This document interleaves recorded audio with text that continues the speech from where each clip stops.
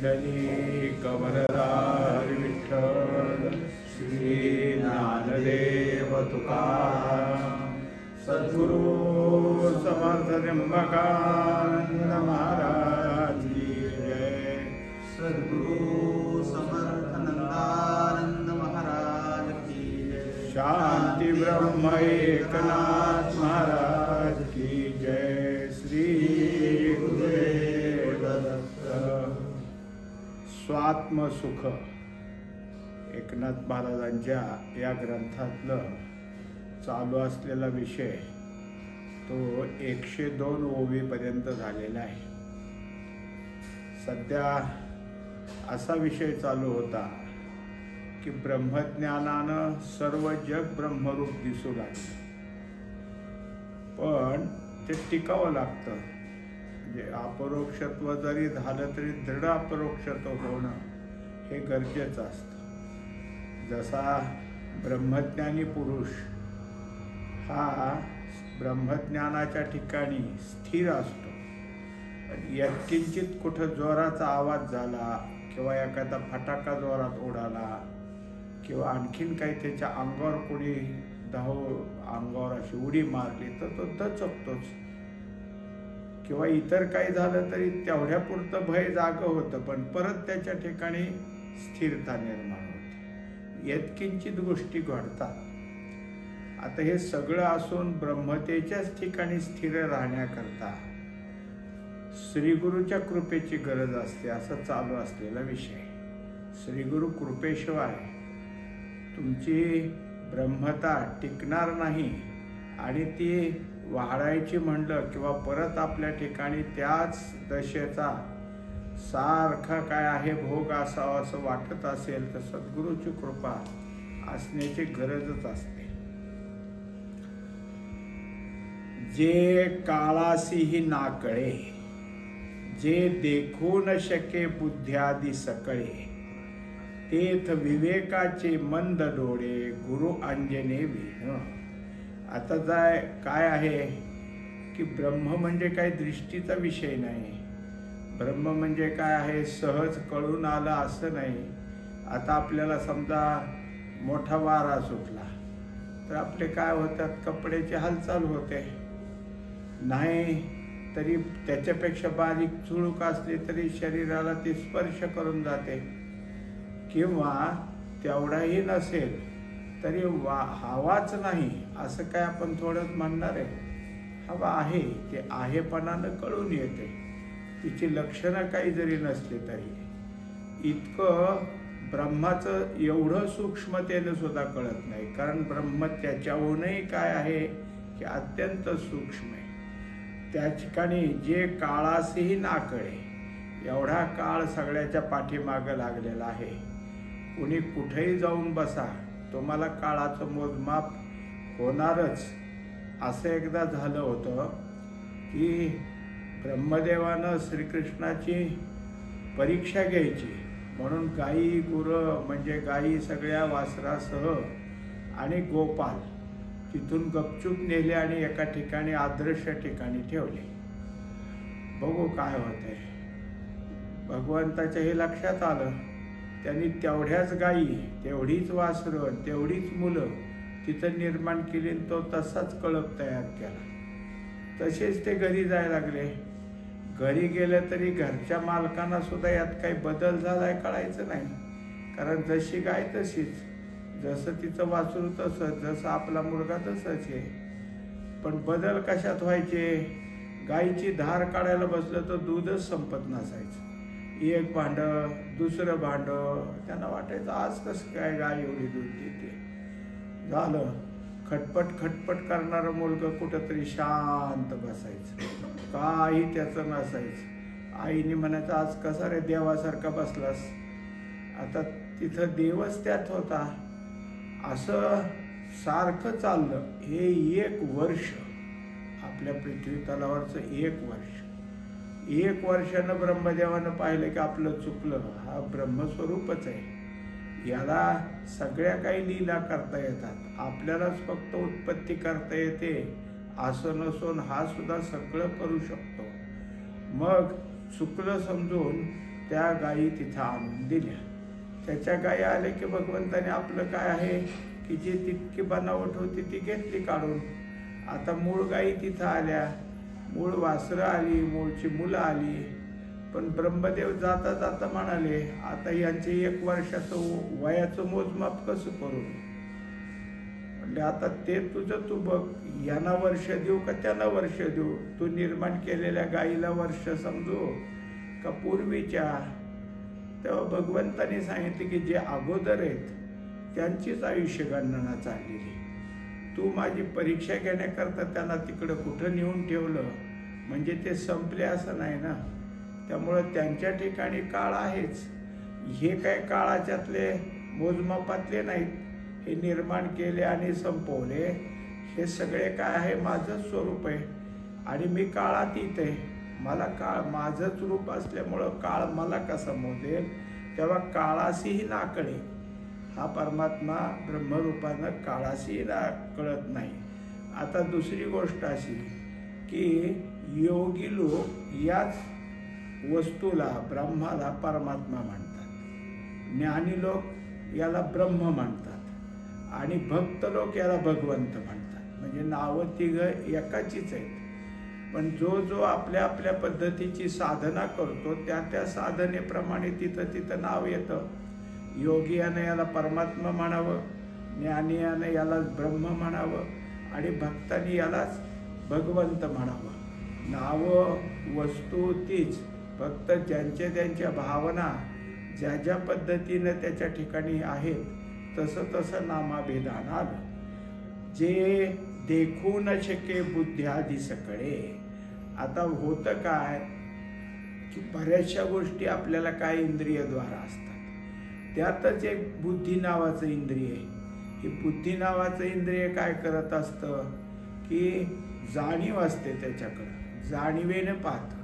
जसं भगवंताची मुलं आणि काही दुसरी मुलं, एका मुलाला साडी नेसवली आणि पोटावर चिंध्या बांधल्या आणि ते गरोदर आहे असं काय केलं दाखवलं आणि ते ऋषीमुनी जमले होते त्यांच्या पुढं नेलं. सांगा या मुलीला मुलगा होईल का मुलगी होईल? आता ऋषीमुनी म्हणाले की कोणती स्त्री असली तर तिला अपेक्षा असते आपल्याला काय अपत्य होईल, पण असे सगळ्या मुलाला घेऊन कशी येईल? ही अशी सगळे तरुण तरुण मुलं आणि त्यात ही मुलगी आली आणि ती विचारती असं कसं शक्य? हे बुद्धीने जाणलं. आणि मग हे सगळे काय आहेत की आपल्यासाठी मुद्दाम आलेले आहेत. आता यांना धडा शिकवला पाहिजे म्हणून म्हणले तिला मुलगा आणि मुलगी दोन्ही होणार नाही, तिला होईल मुसळ.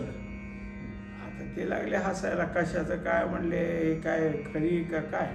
आणि तिची साडी तिथंच काढली, ती चिंध्या सगळ्या बाजूला पडल्या की त्याच्यातनं मुसळ लोखंडी खणखण खाली पडलं. आता हे त्यांना आलं की आता काय आपण गेलो थट्टा करायला, पण आपल्याला थट्टा अंगलट आली, कारण हे मुसळ आता सगळ्या कुळाचा नाश करणार आहे. पण आपला विषय काय चाललाय? जाणलं. कशाने जाणलं? बुद्धीने जाणलं. का तर हे विचारू शकते, पण हिने 4 मैत्रिणी बरोबर आणले असते, आई आली असती, अजून कोणीतरी आलं असतं. एवढ्या तरुण मुलात ही मुलगी कशी आली हे जाणलं. तसं बुद्धी जाणीवेतून काही तर्क करू शकते, पण इथं ही बुद्धी परमात्म्याविषयी तर्क करत नाही. तर्क करायला तिच्या ठिकाणी काय असतं की तिने जे जे आकार धारण केलेत किंवा ज्याच्या संबंधी आकार धारण करेल त्याला, एखादी गोष्ट काय आहे की आपल्याला पाहण्यात नाही पण पाहिली तर आपण जसं पाहिलंय तसं ते समजतो. आपल्याला वाटतं एक मनुष्य चालला होता रस्त्याने, त्याच्या पाठीमागे एकाच्या काय आहे डोक्यावर गादी, काखेमध्ये तक्क्या आणि दुसरा आपला चांगल्या कपड्यात इस्त्रीचे भट्टीचे कपडे आणि त्यात निघालेला. मग माणसाने पाहिलं, म्हणला हा पुढचा मालक दिसतोय आणि हा मागचा नोकर आहे, गादी तक्क्या त्यांच्यासाठी घेऊन चाललाय. आणि मग हे जाऊन पुढच्या गावातल्या धर्मशाळेत उतरले. तेव्हा ज्यांनी हे चांगले कपडे घातले होते त्याने आपलं ते सगळे काढले, एक टॉवेल गुंडाळला आणि बसला असं निवांत.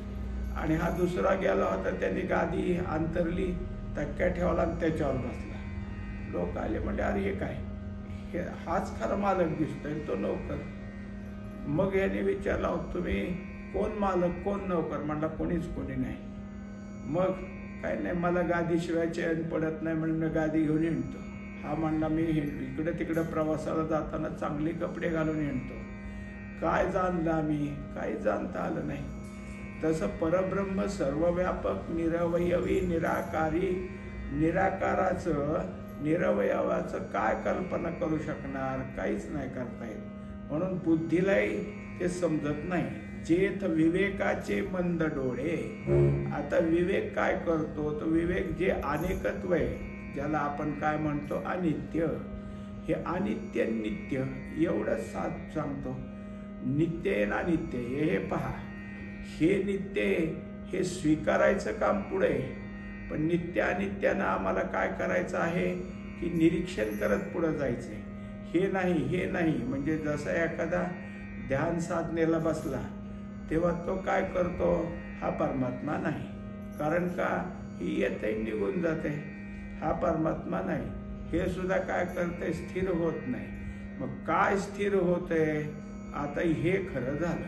असं फक्त स्थिर अस्थिर किंवा नित्य अनित्य एवढ्या गोष्टी विवेकानं समजून दिल्या आणि बुद्धीला म्हणजे सूक्ष्म बुद्धीला रस्ता करून दिला.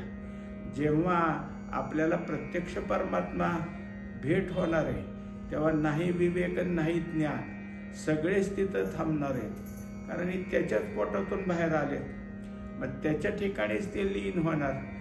जे आपल्याला रस्ता दाखवायला आलते ते त्याच्याच ठिकाणी लीन होणार आहेत. आणि मग पुढं आपल्याजवळ काय आहे की ज्ञाता ज्ञान आणि ज्ञेय या व्यतिरिक्त केवळ उपभोग राहिला. म्हणजे ज्ञानाचं तिथं मागमूस नाही. मग काय? जाणीव फक्त राहिली. ती जाणीव कोणती आहे? तर मी आनंद आहे. आनंद हेच जाणीव राहिली. सुख हेच जाणीव राहिले. मी सुखी, मी आनंदी, हे मी पण तिथं नाही. झोप लागेपर्यंत झोप कळते. अंतरुणावर एकदा झोपला, झोप सुरू झाली म्हणजे मी झोपलो कोणाला माहिती नाहीच. जर तो इकडून इकडं होत असेल या अंगावर त्या अंगावर तर ते प्रतिक्षिप्त क्रिया आहेत. मग कदाचित दुसऱ्या दिवशी उठल्यावर त्याच्या लक्षात येईल की अरे मी पूर्वेकडे डोकं करून झोपलो होतो, पश्चिमेकडे डोकं आहे. हे त्याचे काय प्रतिक्षिप्त क्रिया झाली. पण मी फिरलो, मला काही नाही. म्हणजे प्रत्यक्ष झोपेत जाणीव नाही, पण प्रत्यक्ष झोप आपल्याला अनुभवायला मिळते. जागे झाल्यावर आपण म्हणतो छान झोप झाली. मग झोप हे ब्रह्माचं स्वरूप आहे, पण अज्ञान आवरण आहे. उठलो की मी, माझं अमकं, माझं हे काम, माझं ते काम, हा अज्ञान आवरणातला बाहेर आलेला भाग तसा न तसा आहे. त्याला एक उदाहरण सांगितलं समजून येण्यासारखं की पाण्याने गच्च भरलेलं भांड आहे, तांब्या म्हणा काही एक, आणि काठोकाठ भरला आणि काय केलं, पाण्याच्याच हौदात नेऊन ठेवला. पाणी सगळीकडे गच्च भरलं आणि त्याच्या तळाशी हा नेऊन ठेवला. आता हा अगोदरच गच्च भरलेल्यामुळं वरच्या हौदातलं पाणी थेंबरही त्यात मिसळलं नाही आणि पुन्हा तसाच उचलून बाहेर काढला. आता आतलं पाणी काही न मिसळल्यामुळं हे आहेच. फक्त त्या तांब्यातलं पाणी ते तांब्यातलंच पाणी राहिलं. हौदात गेलं तरी, हौदातनं बाहेर आले तरी तांब्यातलंच पाणी. तसं ब्रह्मसुखात जरी गेला असला तरी अज्ञानाचं पाणी घेऊन तो गेलेला तांब्यात तिथंच, आणि बाहेर आला की अज्ञान घेऊनच बाहेर येणार. मग सुख कुठून आलं झोपीला? तर सुखातच गेला होता ना. पण मी ब्रह्माचं सुख भोगलं असं कोण म्हणतो झोपीत न उठल्यावर? छान झोप लागली होती, झोपीचंच विशेषण सांगतात. मी ब्रह्माचं सुख भोगलं असं नाही. आता हे त्या ठिकाणी सुद्धा सांगितलं की विवेकाचे मंद डोळे. विवेक सुद्धा त्या ठिकाणी त्याला निहाळू शकत नाही. कारण तिथे गेल्यावर ज्या वस्तूने प्रकाश दिलाय त्या वस्तूच्या समीप गेल्यावर आपल्याला त्या वस्तूला सुद्धा निहाळता यायचं नाही, तर प्रकाश कसा निहाळायचा? गुरु अंजनेवीन. मग कसं पाहायचं त्या ब्रह्म वस्तूला, कसं जाणायचं? तर श्री गुरुनी तुम्हाला जे अंजन म्हणजे जी दिव्य दृष्टी दिली, जो अनुभव दिला आहे, अनुभव दृष्टी दिली, ते म्हणजे त्याच्यामुळं काय माऊली ज्ञानोबाऱ्या सांगतात की कैसे बोटाने दाखवू तुला, घे अनुभव गुरुच्या मुला. मी सुद्धा तुला ब्रह्मलक्षण सांगेन, पण या ब्रह्माकडे नेण्याकरता तुझ्या बोटाला धरून तिथं घेऊन जाईन असं नाही, किंवा तुला निदर्शन करण असं नाही. तिथपर्यंत जाण्याचं मार्गदर्शन करा. मग नको सोडू देठीच्या मुळा. तुझं जे काय आहे की जे अधिकरण आहे, जे जिथून तू उत्पन्न झाला ते स्थान आहे, त्या देठाला धर. आणि याला प्रतिबंध काय म्हणून त्या 4थ्या तुकड्यात सांगितलं की सोडी अंजुळी आपुल्या कुळारे. अंजुळी सोडणं म्हणजे त्याच्यावर त्यागभाव तयार करणं. ज्या कुळात येतो मग कुळ झालं, मी कोण आहे पुरुष, मी कोण आहे अमुक अमुक सगळं सोडून दे, मी कोणी नाही असं हो, आणि मग तिथं काय आहे तू जाऊ शकशील. मी कोणीतरी आहे असं थोडंसं जरी तुझं अलीकडं आलं की झालं. म्हणजे जसं एखादा पुरुष आहे पण त्याला सेवा करावं वाटली एखाद्या संत महात्म्याची, सेवेला गेला पण त्याला असं वाटायला लागलं की ह्यांच्या पायाजवळ बसणं आपण काय, आपण नेहमी उच्च आसनावर बसतो असं करतो, बसू का नको असं थोडंसं आलं. आणि पुन्हा वाटलं नाही बसावंच, पण ते बसू का नको ह्याने त्याच्या ठिकाणी बाधा झाली. आता त्याची निर्भेळ सेवा व्हायला पाहिजे, समर्पित सेवा व्हायला पाहिजे, तिथं फरक पडला. मग समर्पित सेवेला मी कोण आहे हे जाणवायलाच नको होतं. मी कोण आहे हे जाणीव झाली की झालं. म्हणजे त्याच्यामुळं इथं कुठलाच भाव नको, शरीर अहम भाव नको, लिंग अहम भाव नको आणि इतर काही. याच्याकरता त्याच्यावर पाणी सोडून मगच तू तिथं जाऊ शकशील. हे कधी होईल तर तिथं जाण्याकरता श्री गुरु अंजन, गुरु अंजन अंजने वीन. अंजन म्हणजे काय तर गुरु तुम्हाला ते पाहण्याची दृष्टी निर्माण करून देतात. जे न प्रकाशी तरणी, जे न बोलवे वेद वचनी, एवढ्या वस्तूचा गुरुदानी दयाळुत्वे. आता त्या वस्तूला इतरातल्या ज्या काही गोष्टी त्याच्याशी कसं तुलनात्मक बोलले पहा की जे न प्रकाशे तरणी, तरणी म्हणजे सूर्य, सूर्यप्रकाशानं ज्याला प्रकाशित करता येत नाही.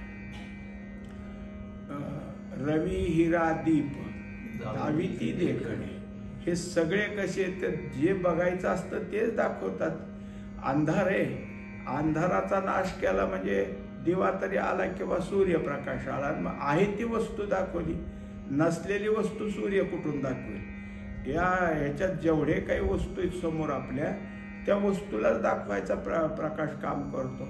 इथं नसल ते कसं दाखवल, म्हणजे तो तिथला असलेला दाखवतो. जे न बोलवे वेद वचनी, आणि वेदानं सुद्धा आत्तापर्यंत जे बोलणं केलं ते सगळं कसं केलेलं आहे की तुम्हा आम्हाला त्यागभाव व्हावा याच्याकरता केले. हे नको हे नको करण्याकरता सगळ्या गोष्टी मांडल्या. नको नको होण्याकरता काय करावं लागेल त्याच्याकरता अगोदर तुम्हाला काय महत्वाचं आहे हे कळावं म्हणून काही थोडेफार काय केलं आपल्याला, या भक्ती मार्ग म्हणा, ज्ञान मार्ग म्हणा, कर्म मार्ग म्हणा वळावं म्हणून थोडंसं आपल्या पुढं काय केलं, फळाची अपेक्षा दाखवून दिली. जसं आपण ग्रंथ मंदिरात वगैरे लावलेले असतात ना ते पाहतो, त्या ग्रंथात ते सांगितलं जातं शेवटी या अध्यायाचं महत्त्व काय. हा अध्याय ऐकला तर तुम्हाला काय, त्याला फलश्रुती म्हणायचं. हा अध्याय पाठ केला तर तुम्हाला काय, जसं ते गुरुचरित्रात नाही का, हा अध्याय पाठ केला तर तुम्हाला अमकं होईल तमकं होईल. हे फलश्रुती वेदाने ती सांगितली. फलश्रुती, लहान मुलगा शाळेत जात नसेल तर तुला अमकं देतो, तुला तमकं देतो म्हणायचं, द्यायचं त्याला. दुसऱ्या दिवशी द्या की म्हणाल, द्यायचं. तिसऱ्या दिवशी द्या, आज नाही, आज जा शाळेत. सवय लागेपर्यंत त्याला द्यायचं तरी असू त्या, पण ते कायमचंच द्यायचं आहे असं नाही, नाही सवयीपुरतं द्यायचं आहे. एकंदरीत काय आहे की आमच्या अण्णा शिक्षक होते ना, त्यावेळेस वर्गातली मुलं काल काल नाही रे गुरुची पेन्सिल नव्हती, मग दुसऱ्यानं सांगायचं पाटी नव्हती, तर पाट आणि पेन्सिल सगळं वर्गात आला की हे धर तुला पाटी, हे धर पेन्सिल. आणि वर्ग सुटताना कोणी कोणी पाटी घेतली ठेवायचं, कोणी पेन्सिल घेतली इथं ठेवा. दररोज दिवशी 2 पाट्या कमी राहायच्या, 2 पेन्सिली कमी राहायच्या, पण ते करावं लागायचं. कारण त्याच्याशिवाय मुलाची घरचे पालकांना घरचं काम करायचं पडायचं, कोण पाठवायला लागले. एकंदरीत काहीतरी दाखवण्याकरता वेद आहे, पण या वेदवचनाला प्रत्यक्ष परमात्म्याजवळ काय बोलता आलं नाही. परमात्म्याला आवरण ज्याने ज्याने घातले त्याचं बोलता आलं. मग कर्म सांगितलं असलं तरी कर्म बाह्यांग सांगितलं, त्याच्यानंतर ज्ञान सांगितलं असलं तर ज्ञान बाह्यांग सांगितलं. हे करा असं वेदाने सांगितलं. आणि करत करत तुम्ही मांडी घाला आणि अंतरंगात अंतरप्रवेश करा एवढंच बोलता आलं. ह्याच्यापेक्षा त्याला जास्त बोलता आलं नाही. जर आतमध्ये प्रवेश केला तर त्या वस्तूपर्यंत जाण्याकरता, त्या वस्तूचं दर्शन करणं, त्याच्याकरता सांगतात की एवढ्या वस्तूचा गुरुदानी दयाळुत्वे. तेव्हा हे दान देणारे श्री गुरु आहेत. त्याने काय दान दिलं तर वस्तू निर्माण करून दिली नाही, वस्तू पाहण्याची जी दृष्टी त्याचं दान दिलं आम्हाला. आणि ती दया केली आमच्यावर म्हणून. कारण काय, एरवी त्यांना तरी ह्या सगळ्या गोष्टी करायचं काय का पडले. तुमच्या आमच्यावर उपकार करून त्यांनी त्या उपकाराचं मला असं द्या म्हणायचंय थोडंच का काय. पण आपण जे भोगलं, आपण जे अनुभवतो ते सर्वांना अनुभवायला मिळावं ही त्यांची दया आहे. एरवी दयेत 2 प्रकार आहेत. का हो काय झालं तुम्हाला, म्हणले काय नाही पोटात दुखतंय, डॉक्टरकडे जावं, औषध घ्यावं, ही दयाच आहे. दुसरा म्हणला का हो काय झालं पोटात दुख, चला बरं चला डॉक्टरकडे, आत्ता लगेच चला. म्हणजे लगेच घेऊन जाणाराही दयाशीलच आहे आणि सांगणाराही दयाशील, दोघांची दयाच आहे. पण एक दया क्रियाशील झाली, चल चल चल नको रे पैसे नाहीत, तू चल बाबा बघू काय असेल ते. म्हणजे एकंदरीत ही दया, तसं सद्गुरूची दया क्रियाशील आहे. ते करा, तुम्ही करा असं नाही. कुठलंही साधन करताना करा म्हणत नाहीत, करू म्हणतात.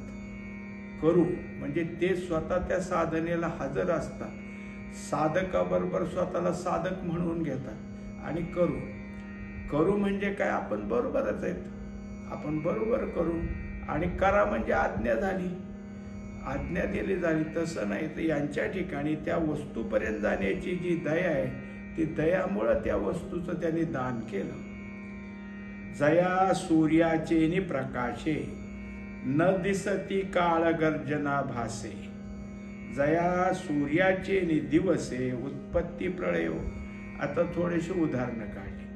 सूर्य कसा आहे, प्रकाशित करतो, पण सूर्यानं काळ गर्जना नाही दाखवल्या. त्याच्या ठिकाणी काय आहे की जे काही असेल ते, पण एखादं भयानक आलं, जोराचा वारा सुटला, खूप मोठं काहीतरी काय आग पेटली, तर त्यात दाखवतो वाऱ्याच्या काही आणखीन आपत्तीच्या दृष्टीनं सूर्य दाखवतो.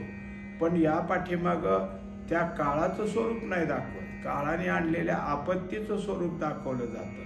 दुसरी गोष्ट काय आहे, जया सूर्याचे दिवसे उत्पत्ती प्रळय.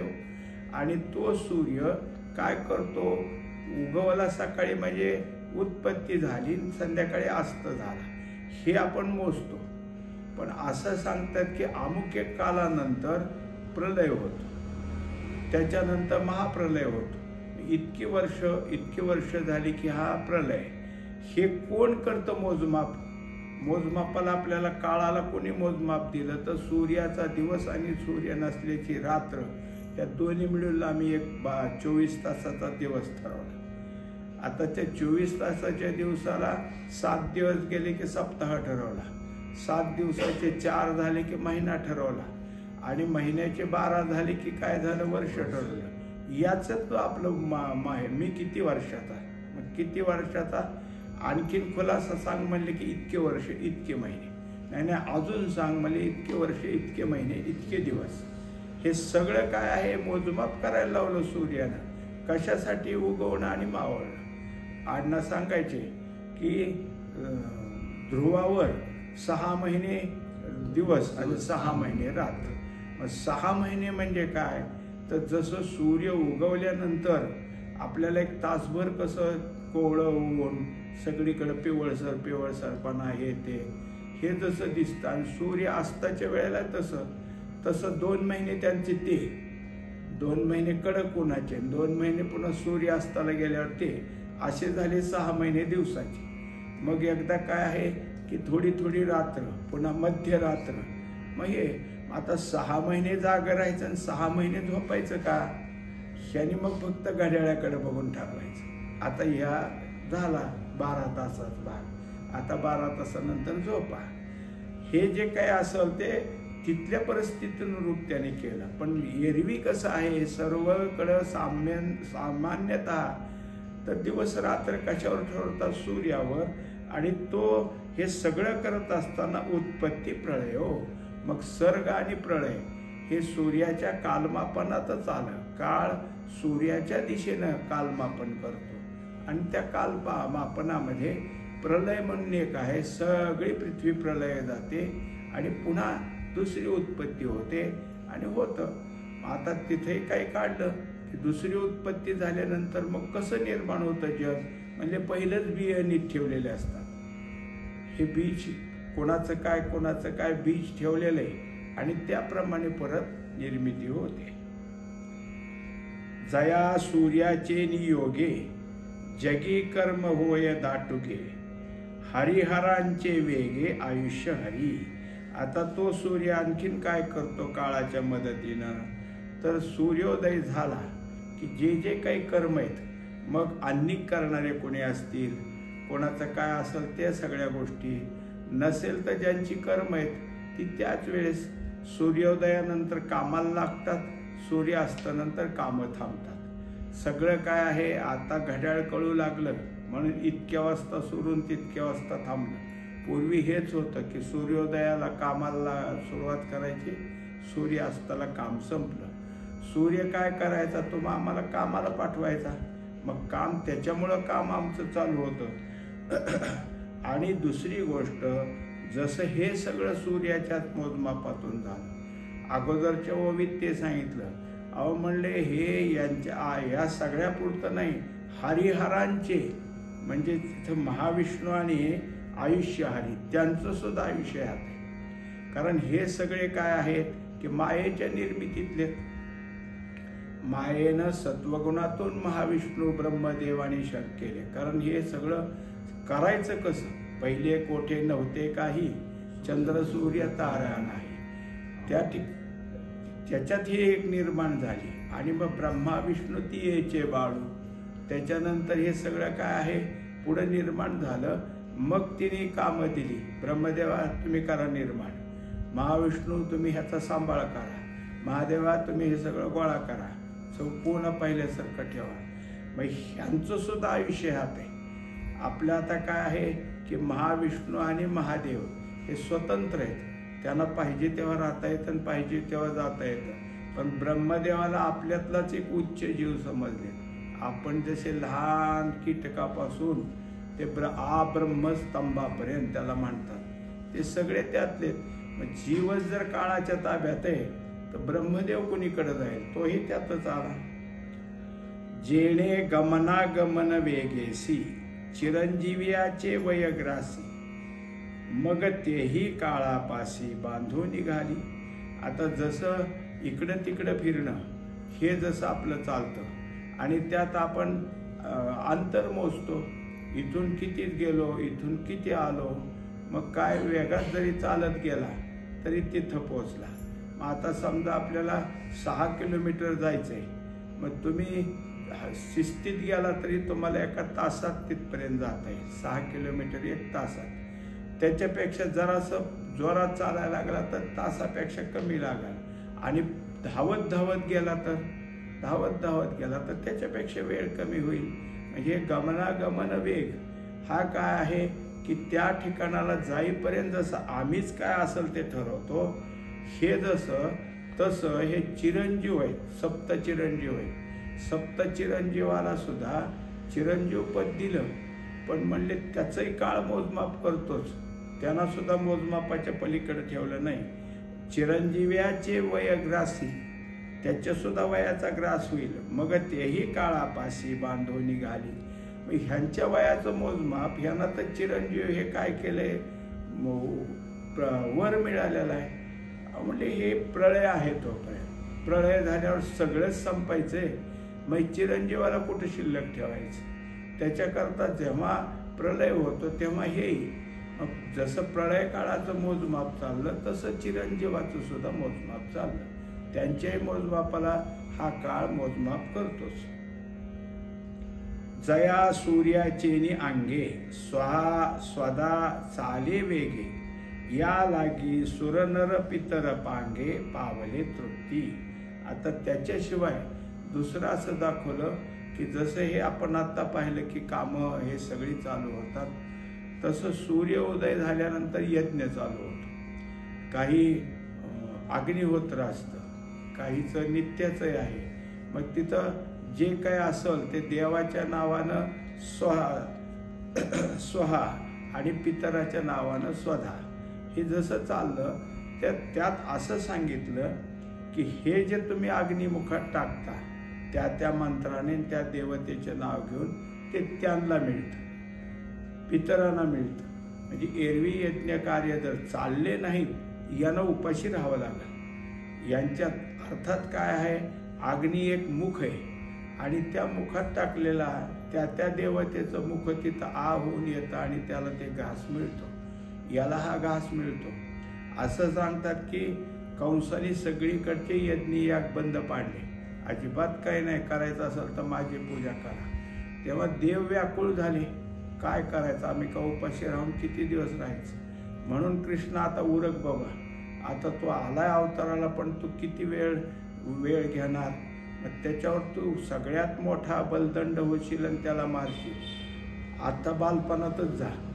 म्हणून वय कमी असताना त्याला ते सगळं करावं लागलं. सगळे देव उपाशी राहायला लागले.